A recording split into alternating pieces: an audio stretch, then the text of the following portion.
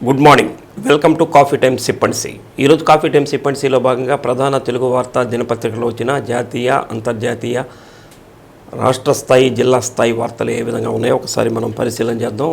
సాక్షి దినపత్రికని కనుక మనం చూస్తే 3 రోజుల పాటు మోడీ ధ్యానంలోకి వెళుతున్నటువంటి ఒక ఆసక్తికరమైనటువంటి వార్త. ఎన్నికల ప్రచారం ముగిసిన తర్వాత ఈ నెల 30వ తేదీ సాయంత్రం నుంచి వచ్చే నెల 1వ తేదీ వరకు ప్రధాని మోడీ కన్యాకుమారిలో ధ్యానం చేస్తారు అన్నటువంటి వార్తని మనం చూడవచ్చు. 1వ తేదీ మోడీ గారు పోటీ చేసేటటువంటి కాశీ, ఏదైతే వారణాసి నియోజకవర్గం ఎన్నికలు కూడా జరుగుతున్నాయి. 30వ తేదీతోటి ఈ ప్రచారం కూడా ముగుస్తుంది కాబట్టి ఆ రోజు నుంచి 3 రోజుల పాటు ఎన్నికల్లో అలసిపోయి ప్రచారంలో నిరంతరం పాల్గొన్నారు కాబట్టి 3 రోజుల పాటు ధ్యానంలోకి వెళ్తున్నట్లు తెలుస్తుంది. జనరల్గా ఏంటంటే మిగతా వాళ్ళు విశ్రాంతి కోసం విదేశాలకు వెళ్తుంటారు, కానీ మోడీ గారు మటుకు ధ్యానంలోకి వెళ్తున్నటువంటి వార్తని మనం చూస్తున్నాం. కన్యాకుమారిలో, ఇది విదేశాలకు కూడా కాదు, కన్యాకుమారిలోనే వారు ధ్యానంలోకి చేస్తున్నట్టు తెలుస్తుంది. సిజేఐ పరిశీలనకు కేజ్రీవాల్ పిటిషన్. బెయిల్ గడువు పొడిగించాలని ఢిల్లీ సీఎం కేజ్రీవాల్ వేసిన పిటిషన్ను సిజేఐ జస్టిస్ డివై చంద్రచూడ్ పరిశీలనకు పంపినట్లు సుప్రీంకోర్టు వెల్లడించినటువంటి ఒక వార్తను కూడా ప్రధానంగా చదవచ్చు. హెడ్ కోచ్గా గంభీర్, టీమిండియా మాజీ కెప్టెన్తో బీసీసీఐ మంతనాలు.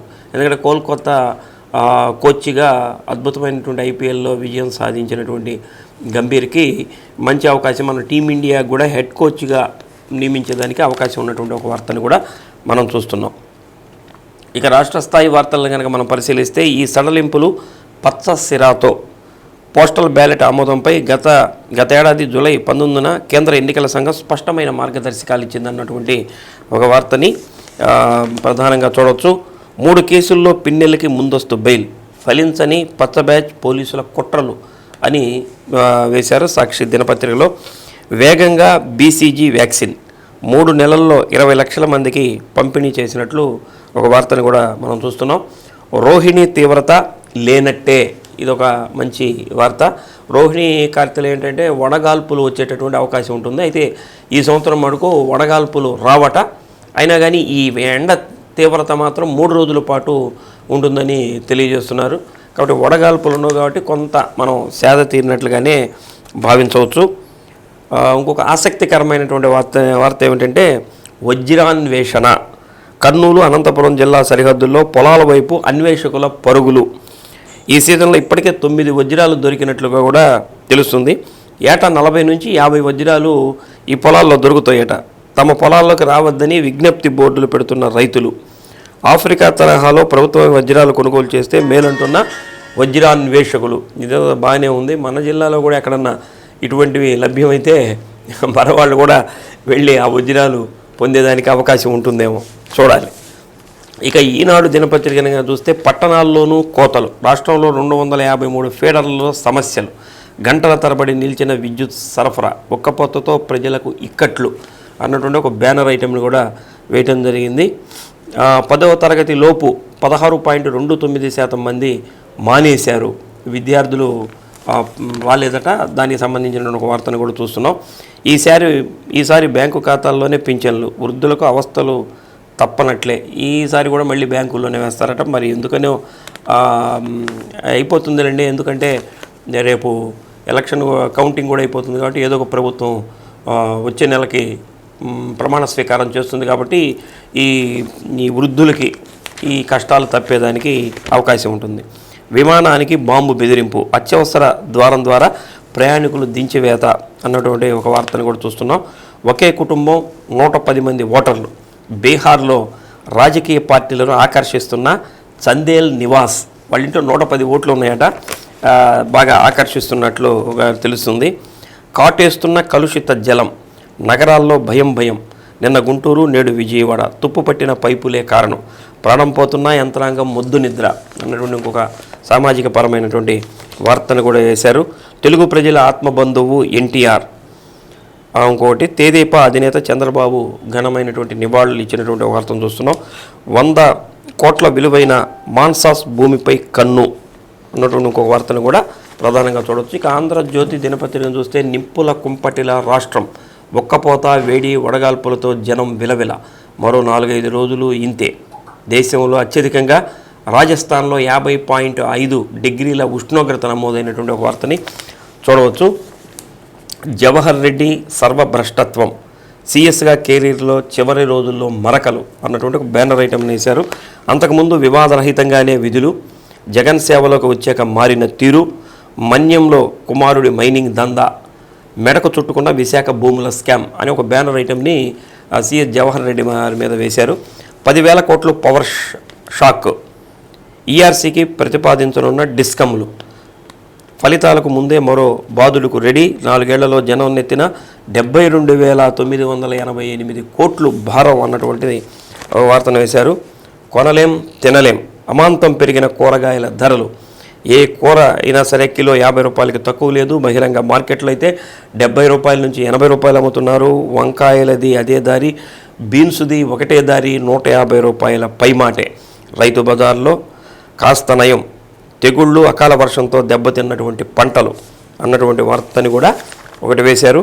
ప్రధాని నరేంద్ర మోడీ గారు ఇంకొక వ్యాఖ్య కూడా ఆసక్తికరమైన వ్యాఖ్య, నన్ను 101 తిట్లు తిట్టారు, 24 ఏళ్లుగా తిట్లు తిని బండబారిపోయాలని మోడీ గారు చేసినటువంటి వ్యాఖ్యల్ని కూడా ఒకటి ప్రధానంగా చూడవచ్చు. ఇక జిల్లా స్థాయి వార్తల్ని కనుక మనం పరిశీలన చేసినట్లయితే జిల్లాలో విద్యారంగంపై ప్రత్యేకమైన దృష్టి పెట్టారు కలెక్టర్ గారు. దాని మీద సత్ఫలితాలు కూడా బాగా వచ్చినాయి. ఎందుకంటే ప్రభుత్వ పాఠశాలల మీద, ముఖ్యంగా సాంఘిక సంక్షేమ పాఠశాలలు, బీసీలకి సంబంధించినటువంటి హాస్టల్స్ మీద కూడా ప్రత్యేక దృష్టిని కలెక్టర్ గారు కేంద్రీకరించడం. నిన్న జరిగినటువంటి 10th క్లాస్ పరీక్షల్లో 500కి పైగా మార్కులు సాధించినటువంటి విద్యార్థులు కూడా అక్కడి నుంచి రావడం జరిగింది. ఇది మంచి శుభపరిణామంగా భావించి నిన్న కలెక్టర్ గారు హాస్టల్ విద్యార్థులు ఎవరైతే 500 పైగా మార్కులు సాధించుంటారో వాళ్ళకి సర్టిఫికేట్స్ ఇవన్నీ ఇచ్చి వాళ్ళకి అభినందనలు కూడా తెలియజేయటం జరిగింది. దీని పిల్లలను కూడా సత్కరించారు. దానికి సంబంధించినటువంటి గురువులు ఎవరైతే ఉంటారో వాళ్ళను కూడా సత్కారం చేయటం జరిగింది. దీంట్లో సాంఘిక సంక్షేమ శాఖ ఆధ్వర్యంలో నిర్వహించేటటువంటి హాస్టల్స్లో 89.97%, బీసీ సంక్షేమ శాఖ హాస్టల్స్లో 93.53% విద్యార్థులు పాస్ పర్సంటేజ్ కూడా టాప్ మోస్ట్లో ఉంది. 10వ తరగతి పరీక్షలకు 650 మంది బీసీ విద్యార్థులు హాజరైతే 108 మందికి పైగా 500 మార్కులు సాధించారట. అలానే సాంఘిక సంక్షేమ హాస్టల్స్లో 887 మంది హాజరైతే 76 మందికి పైగా 500 మార్కులు సాధించారు. ఇది సాంఘిక సంక్షేమ హాస్టల్స్లో విజయాల పట్ల కలెక్టర్ గారు కూడా అభినందనలు తెలియజేసి రాబోయే రోజుల్లో కూడా ఇంకా దృష్టి పెట్టి పర్సంటేజ్ ఏ విధంగా అయితే పెరిగిందో పాస్ పర్సంటేజీ, అలానే హయ్యెస్ట్ మార్కుల పర్సంటేజ్ కూడా పెంచాలని చెప్పి సూచన అయితే చేసినటువంటి వార్తను మనం చూస్తున్నాం. ముఖ్యంగా రేపు 31వ తేదీ యాంటీ టొబాకో డే, అంటే పొగాకు వ్యతిరేక దినోత్సవం. అంటే ఈ పొగాకు వాడకం వల్లనే క్యాన్సర్ వస్తుందని చెప్పి ఇది ఎప్పటి నుంచో చెప్తున్నటువంటి అంశం. అయినా కానీ చాలామంది దానికి బానిస అవుతూనే ఉన్నారు. క్యాన్సర్పై పూర్తి అవగాహన అవసరం. వైద్య కళాశాల ప్రిన్సిపాల్ డాక్టర్ ఏడుకొండల గారు నిన్న మనకి వైద్య కళాశాలలో ఈ క్యాన్సర్ మీద ఒక అవగాహన సదస్సును కూడా ఏర్పాటు చేశారు. కమ్యూనిటీ హెల్త్ సెంటర్స్ గైనకాలజిస్టులు, డెంటిస్టులకు 3 రోజుల పాటు స్క్రీనింగ్ టెస్ట్ని కూడా ఏర్పాటు చేయడం జరిగింది. కాఫీ టైమ్ సిప్పన్సీకి తిరిగి స్వాగతం. నీటి నిల్వల్లో ఆయిల్ బాల్స్ వేయాలని చెప్పి డిఎంఎండ్హెచ్ఓ డాక్టర్ సురేష్ కుమార్ గారు సూచన చేయడం జరిగింది. ముఖ్యంగా ఈ సీజనల్ వ్యాధులు అంటే మనం వర్షాకాలంలోనే సీజనల్ వ్యాధులు వస్తాయి అనుకుంటాం, కానీ ఎండాకాలం కూడా సీజనల్ వ్యాధులు వస్తాయి. ఎందుకంటే సీజన్ మార్పు రావడం, ఈ ఎండల తీవ్రత పెరగడం కూడా వ్యాధులు వచ్చేదానికి అవకాశం ఉంది. ఈ సీజనల్ వ్యాధితో పాటు ఈ దోమలు ఇవి కూడా పెరుగుతాయి. దీంట్లో డెంగ్యూ వ్యాధి, మలేరియా, చికెన్ గున్యా వ్యాధులు ప్రబలేటటువంటి అవకాశం ఉంది. కాబట్టి ప్రతి 15 రోజులకు ఒకసారి అయినా సరే నీటి బాల్స్ వదలటం, అలానే ఎక్కడైతే మనకి మంచినీటి ట్యాంకర్స్ ఇవి అయితే ఉంటాయో వాటిలో కూడా క్లోరినేషన్ చేసే విధంగా చర్యలు తీసుకోవాలని చెప్పి నా డిఎంఎండ్హెచ్ఓ గారు సూచన చేయడం జరిగింది. దీనికి ఏఎల్ఓలు, ఐఎస్ఎస్ ఫాగింగ్ కార్యక్రమాన్ని కూడా నిర్వహించాలని చెప్పి వారు సూచన చేశారు. కాబట్టి ఈ బాధ్యతని ఎవరు స్వీకరిస్తారో మరి చూడాలి. మొత్తం మీద దాని మీద ఒక అవగాహన కార్యక్రమాన్ని అయితే వారు చేపట్టడం జరిగింది.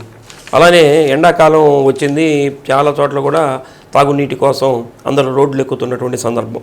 దీని మీద ఒంగోలు నగరపాలక సంస్థ కమిషనర్ గారు జస్వంతరావు గారు నిన్న ఒక ప్రత్యేకమైనటువంటి సమావేశాన్ని ఏఈలతోటి డిఈలతోటి ఒక ప్రత్యేకమైన సమావేశాన్ని ఏర్పాటు చేశారు. ముఖ్యంగా నగరపాలక సంస్థ పరిధిలో ఉన్నటువంటి 50 డివిజన్లలో శివారు ప్రాంతాల్లో ఎక్కడైనా నీళ్లు వాళ్ళు వదిలినటువంటి రోజు సక్రమంగా వస్తున్నాయా లేవా, ఎక్కడైనా పైపులు డ్యామేజ్ అయి ఉన్నాయా లేవా, సక్రమంగా అందరికీ నీళ్లు అందుతున్నాయా లేదన్న దాని మీద ఏ వార్డుల్లో అయితే మనం ఈరోజు వదులుతామో ఆ వార్డుల్లోకి వెళ్ళి ఆ డివిజన్లోకి వెళ్ళి పరిశీలన చేయాలని చెప్పి సూచన చేయడం జరిగింది. ఎక్కడైతే పైపులు లీకేజ్ ఉంటాయో వాటిని వెంటనే బాగు చేయాలని చెప్పారు. నీరు తాగునీటి కనుక చాలకపోతే వెంటనే ట్యాంకర్స్ ద్వారా వారికి పంపించి సఫిషియెంట్గా వాటర్ అందించాలని అయితే వారు సూచనలు చేయటం జరిగింది. మొత్తం మీద ఈ మధ్యకాలంలో కొప్పోల్లో కూడా ఒకసారి దీని మీద నీళ్లు సరిగా రావట్లేదని చెప్పి వాళ్ళు ధర్నాకు దిగడం జరిగింది. కర్నూలు రోడ్లో ధర్నాకు దిగడం జరిగింది. నిన్న సంతనోతులపాడులో కూడా ఒక చెరువు దగ్గర నీళ్లు లేవు, సాగర నీరు వదిలేని చెప్పి అక్కడ మహిళలు కూడా చేయటం జరిగింది. కాబట్టి తప్పనిసరిగా ఈ సమ్మర్ కాబట్టి దీని మీద నగరపాలక సంస్థ ప్రత్యేక దృష్టి పెట్టి ప్రజలకి ఇబ్బంది లేకుండా చూస్తే బాగుంటుంది. లేకపోతే ఎక్కువ మంది రోడ్ల మీదకి వచ్చి ఈ ధర్నాలు నిరసనలు తెలియజేసేదానికి అవకాశం ఉంటుంది. నిన్న నందమూరి తారక రామారావు గారి తెలుగుదేశం పార్టీ వ్యవస్థాపకులు నందమూరి తారక రామారావు గారి జయంతి వేడుకలని జిల్లాలో అన్ని పార్టీ కార్యాలయాల్లో ఘనంగా కూడా నిర్వహించారు. ఎన్నికల కోడ్ ఉన్నటువంటి సందర్భంలో ఈ ఎన్టీఆర్ గారి విగ్రహానికి ముసుగులు వేసి ఉంటాయి కాబట్టి రాజకీయ నాయకుల విగ్రహాలకి అయితే అక్కడైతే చేయలేదు, కానీ పార్టీ కార్యాలయాల్లో అక్కడ చిత్రపటాలకి అక్కడ ఏదైనా విగ్రహాలు ఉంటాయి వాటికి పూలమాలలు వేసుకొని నివాళులర్పించడం జరిగింది. ఒంగోలులో ఉన్నటువంటి టీడీపీ కార్యాలయంలో కూడా నిన్న ఎన్టీఆర్ జయంతి వేడుకలను ఘనంగా నిర్వహించి కేక్ కట్ చేసి శుభాకాంక్షలు తెలుపుకున్నారు. అలానే అందరికీ కూడా అన్నదాన కార్యక్రమాన్ని కూడా ఒకటి ఏర్పాటు చేయడం జరిగింది. దీంట్లో ఎంపీ మాగుంట శ్రీనివాసులరెడ్డి గారి కుమారుడు యువనేత మాగుంట రాఘవరెడ్డి గారు కూడా నిన్న ఈ కార్యక్రమంలో పాల్గొన్నారు. అలానే తెలుగుదేశం పార్టీ శ్రేణులందరూ కూడా నిన్న ఉత్సాహంగా పాల్గొన్నారు. జిల్లా వ్యాప్తంగా కూడా ఈ కార్యక్రమం జరిగినట్లు మనకి పేపర్లో చూస్తున్నాం. సూర్యుడు సుర్రుమన్న సూర్యుడు అని ఒక వార్తని కూడా వేశారు. జిల్లా అంతటా కూడా నిన్న వేడిగాల్పులు బాగా విపరీతంగా వచ్చినాయి. పొన్నలూరు మండలం అక్కడ మాలెపాడు అన్నటువంటి ప్రాంతంలో 42.09 నమోదైందట నిన్న. అలానే మనకు అత్యల్పంగా మనకు ఒంగోలులోనే నమోదైంది. అంటే మనకు అత్యల్పంగా నమోదైతేనే మనం తలడిల్లిపోయాం, విలవిల్లాడిపోయాం నిన్న ఎండ దెబ్బకి. అంటే మన ఒంగోలులో కూడా తక్కువ అంటే 40 డిగ్రీలు ఉంది, తక్కువ అంటే మరీ తక్కువ కాదు, 40 డిగ్రీలు మనకు కూడా ఉంది. ఆ 40 డిగ్రీల ఎండకే మనం విలవిల్లాడిపోయాం. జిల్లా అంతటా కూడా 42 డిగ్రీలు, 41, 40 ఇట్లా నమోదైనటువంటి సందర్భాలు ఉన్నాయి. కాబట్టి ఇక 3-4 రోజులు కూడా ఈ ఎండల తీవ్రత ఉంటుందని వాతావరణ శాఖ కూడా తెలియజేసింది. అయితే ఒక మంచి మాట వాళ్ళు ఏం చెప్పారంటే వడగాల్పులు ఉండవని చెప్పారు. వడగాల్పులు ఉంటే ఏమవుతుందంటే ఈ చిన్నపిల్లలు కానీ వృద్ధులు కానీ వాళ్ళకి ప్రమాదం సంభవించేదానికి అవకాశం ఉంటుంది. కాబట్టి వడగాల్పులు ఉండవు అన్నటువంటి ఒక మంచి వార్త అయితే చెప్పారు. ఏదైనా 3-4 రోజుల పాటు ఎండలు ఉంటాయి కాబట్టి అవసరం లేనటువంటి వాళ్ళు ఇంటికే పరిమితం అయితే, బయట పనులు లేనటువంటి వాళ్ళు ఇంటికే పరిమితం అయితే మంచిది. విరామం లేకుండా ఓట్ల లెక్కింపు రేపు 4వ తేదీ ఓట్ల లెక్కింపు కార్యక్రమం జరుగుతుంది. కాబట్టి దానికి సంబంధించినటువంటి 8 గంటలకు ఓట్ల లెక్కింపు ప్రారంభమవుతుంది. దానికి సంబంధించినటువంటి సిబ్బంది ఉదయం 6 గంటలకే రైజ్ ఇంజనీరింగ్ కాలేజీలో జరిగేటటువంటి ఓట్ల లెక్కింపు కేంద్రాలకి చేరుకోవాలని చెప్పి కలెక్టర్ గారు చెప్పడం జరిగింది. అలానే రాజకీయ పార్టీల ప్రతినిధులు ఈ పోలింగ్ ఏజెంట్లుగా పాల్గొంటారు. ఈ లెక్కింపులో వాళ్ళు కూడా తప్పనిసరిగా జూన్ 1వ తేదీలోపు ఏజెంట్ గుర్తింపు కార్డులు వాళ్ళు కూడా తీసుకోవాలని చెప్పి చెప్తున్నారు.